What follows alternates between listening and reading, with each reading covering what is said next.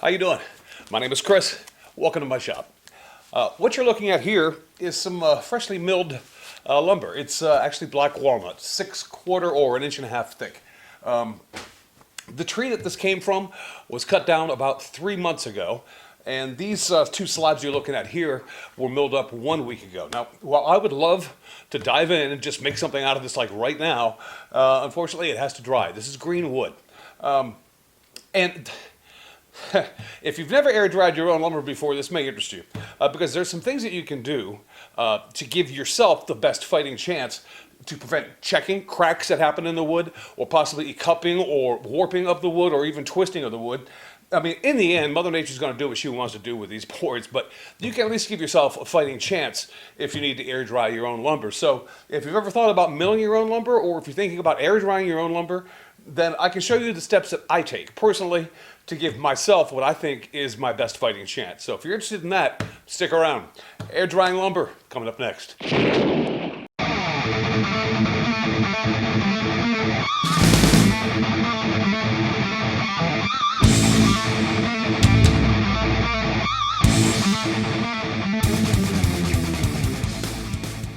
All right, as you can see, I've taken these slabs down and I've laid them on these sawhorses here. And I've laid them out this way because I want to take a look at the actual wood itself, because it may need some extra prep work to be done to it prior to us sticking it out either outside or inside to air dry. And I'll tell you what, let me bring the camera in. I want to show you that end of the boards that we have here, and I'll give you an idea of exactly what I'm talking about. All right, this is actually the other end of the board because these show up a lot easier than the ones at the further end. This, as you can see, is already some checking that's beginning to happen with these boards. And what I want to do is I want to go ahead and find the longest one. And it appears to be this one is the longest one so far. I'll go ahead and square this off. And then I'm going to go ahead and cut this material off of here because I want to prevent this checking from carrying on throughout the remainder of the board out here this way. So in order to do that, I need to get a clean edge, and then I can treat the clean edge, and hopefully this kind of checking won't happen through the remainder of the board.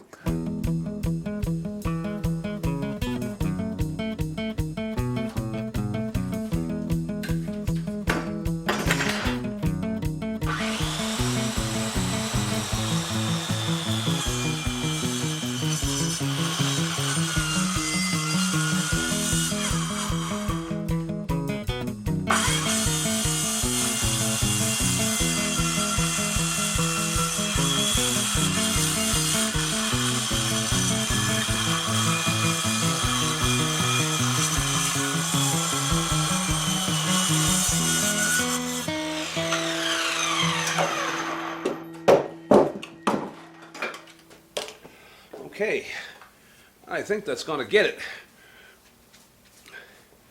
I don't see any more cracks along the edge. Bottom looks clean. All right, let me go ahead and do the same thing to the other end, and then we'll have both these ends prepared to be sealed.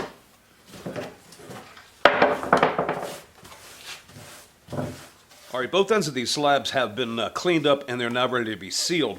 And what you want to use to seal it with is really up to you, but we'll get to that in a second. I think what's more important for you to understand is the reason why you need to seal this off to begin with. Wood, in case you don't know it, evaporates like 10 or 12 times faster through the end grain than it does any other surface of the wood.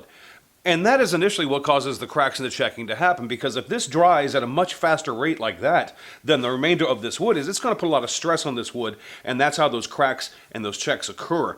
So the important thing to remember is once you've gotten a clean edge like I've gotten here, you want to seal that off as soon as possible. I'm not talking, within days. I'm talking within the hour that you do it.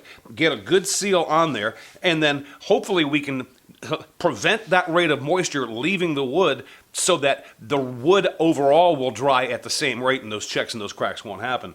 Now, when it comes to what you want to use on sealing the wood, there are a lot of options for you, and I've known guys who've had success with all sorts of things, including polyurethane, shellac. A lot of folks use simple latex paint.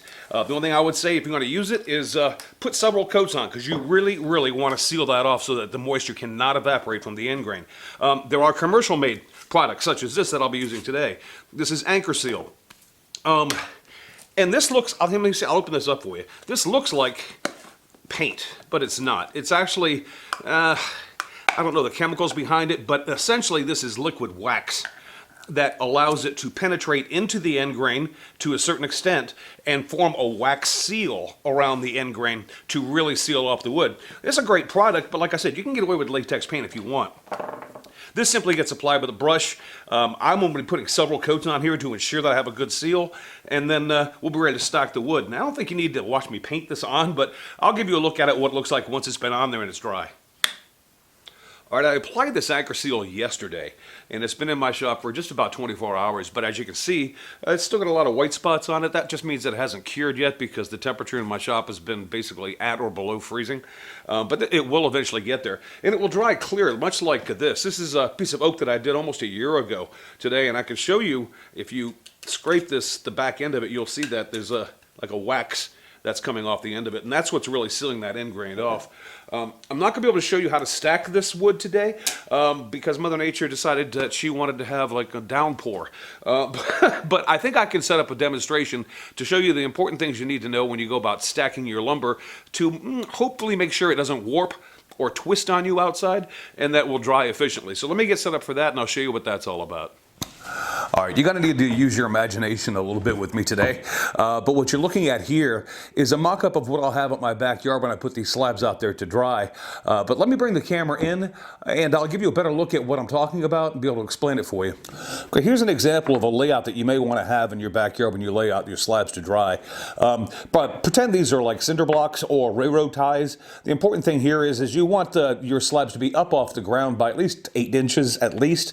And you want them to be, you want to place it on a well-drained area. You don't want any standing water underneath your stack because standing water can do all kinds of nasty things like mold, rot, things of that nature. But get it off the ground. Let's say it's about 8 inches, all right? I'm probably going to be using cinder blocks, so pretend this is a row of cinder blocks.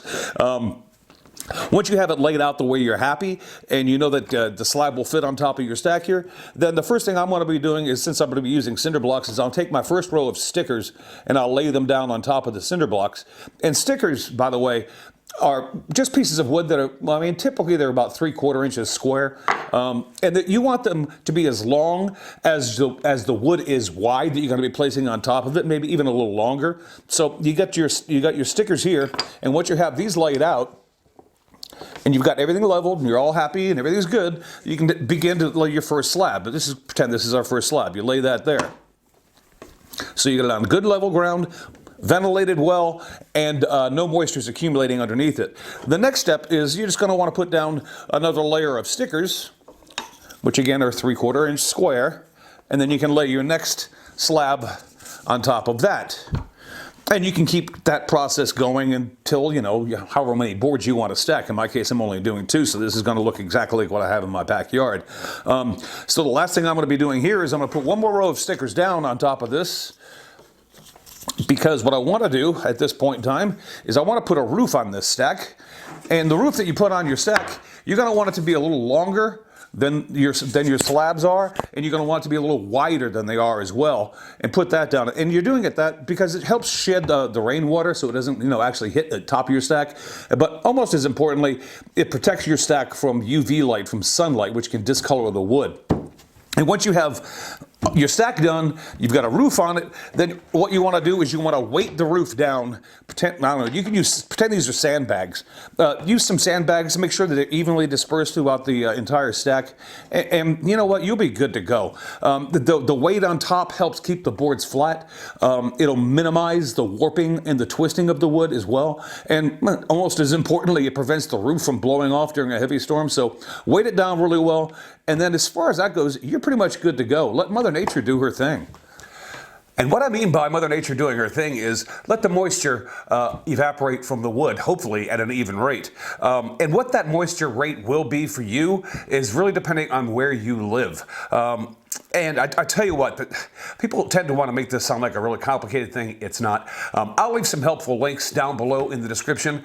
So if you're going to be doing this and you want to know how long you need to leave your wood out to dry before you can use it, and what circumstance you can use the wood, and, you know, things of that nature, it's really not that difficult. There's a couple links down below in the description that I'm sure will help you out and make it sound real simple, because honestly, it is. I mean, I understand it, all right?